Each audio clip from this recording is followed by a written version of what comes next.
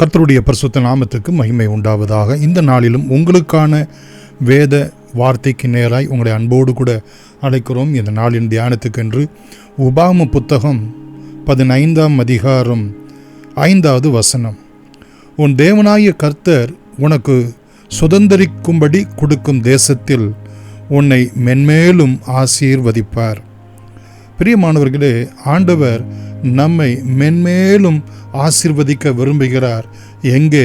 நமக்கு கொடுத்த தேசத்திலே, நமக்கு கொடுத்த குடும்பத்திலே, நமக்கு கொடுத்த வேலை ஸ்தலத்திலே, நமக்கு கொடுத்த வியாபாரத்திலே என்று நாம் எடுத்துக்கொள்ளலாம்.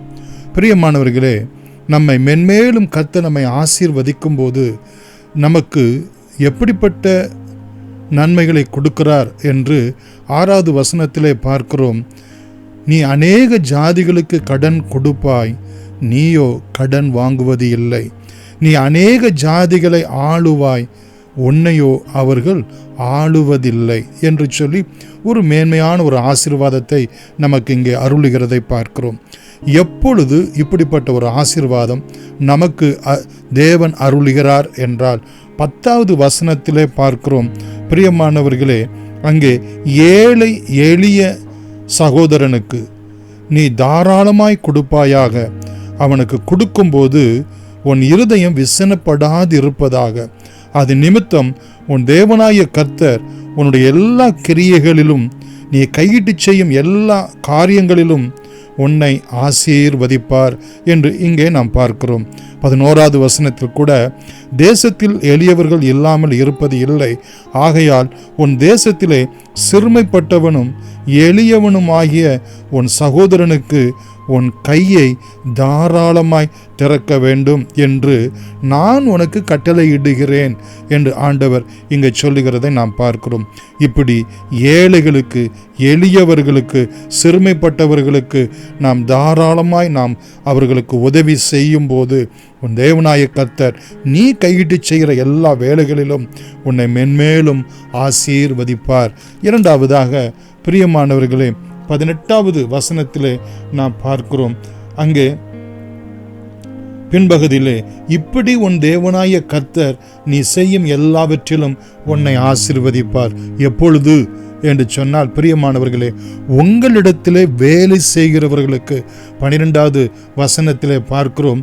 ஒரு சகோதரனோ ஒரு சகோதரியோ உன்னிடத்திலே அவர்கள் வேலை செய்வார்கள் என்று சொன்னால், நீ உன்னிடத்தில் இருக்கக்கூடியதான ஆசீர்வாதங்களிலே நீ எடுத்து அவர்களுக்கும் நீ தாராளமாய் கொடு. 14வது வசனத்திலே பார்க்கிறோம்.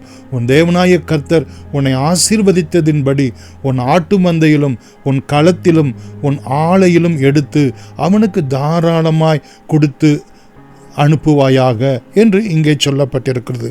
உங்களிடத்திலே வேலை செய்கிறவர்கள், உங்கள் வீட்டிலே வேலை செய்கிறவர்கள், உங்களுடைய அலுவலகத்திலே வேலை செய்கிறவர்கள், உங்கள் பிஸ்னஸிலே உங்களுக்கு கீழாக வேலை செய்கிறவர்களுக்கு நீங்கள் தாராளமாய் கொடுக்கிறவர்களாய் இருக்க வேண்டும் என்று சொல்லி ஆண்டவர் விரும்புகிறார்.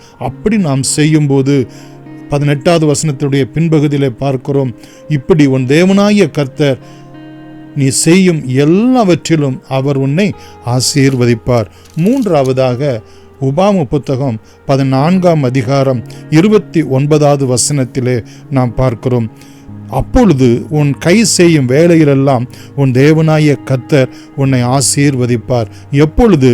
லேவியனுக்கும் உன்னோடே பங்கும் சுதந்திரமும் இல்லாதபடியினால் அவனும் உன் வாசல்களிலே இருக்கிற பரதேசியும் திக்கற்றவனும் விதவையும் வந்து புசித்து திருப்தி அடைவார்களாக.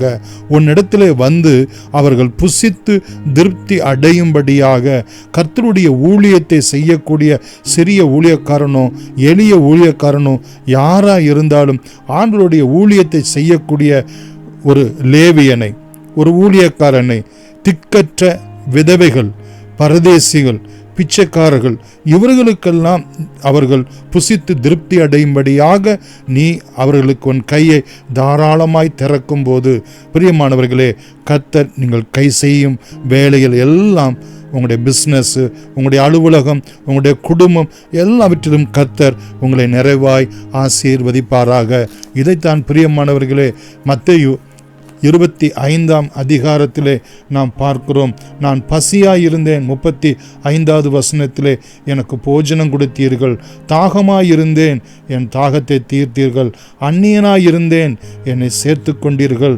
வஸ்திரமில்லாதிருந்தேன், எனக்கு வஸ்திரம் கொடுத்தீர்கள். வியாதியாயிருந்தேன், என்னை விசாரிக்க வந்தீர்கள்.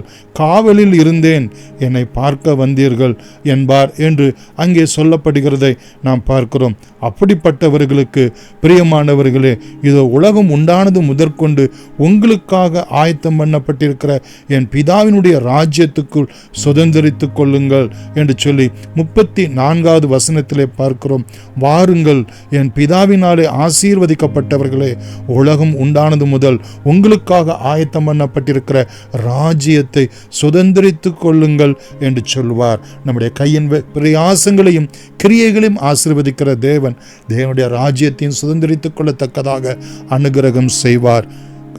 நாம் செபிப்போம். அன்புள்ள இயேசு சாமி, நாங்கள் கேட்டதான இந்த வசனத்தின்படி கர்த்தர் மென்மேலும் உம்முடைய நாமந்தரிக்கப்பட்ட பிள்ளைகளை நீர் ஆசீர்வதிக்கும்படியாய் அவர்கள் ஏழை எளியவர்களுக்கு, சிறுமைப்பட்டவர்களுக்கு தாராளமாக தங்கள் கைகளை திறந்து அவர்களுக்கு உதவி செய்யும்படியாய், அது மாத்திரமல்ல தரித்திரர்களுக்கு, அவரிடத்தில் வேலை செய்கிறவர்களுக்கு, அவர்களுக்கு கீழே வேலை ஆட்களுக்கு அவர்கள் தாராளமாய் திறக்கும்போது லேவியர்கள், ஆண்டவருடைய ஊழியத்தை செய்கிறவர்கள், பரதேசிகள், திக்கற்றவர்கள், விதவைகளுக்கும் தாராளமாய் தங்கள் கைகளை திறந்து உதவி செய்யும் போது ஆண்டவர் அவர்களை மென்மேலும் நீர் ஆசீர்வதிப்பீர். அவருடைய கையின் கிரியைகளை ஆசீர்வதிப்பீர்.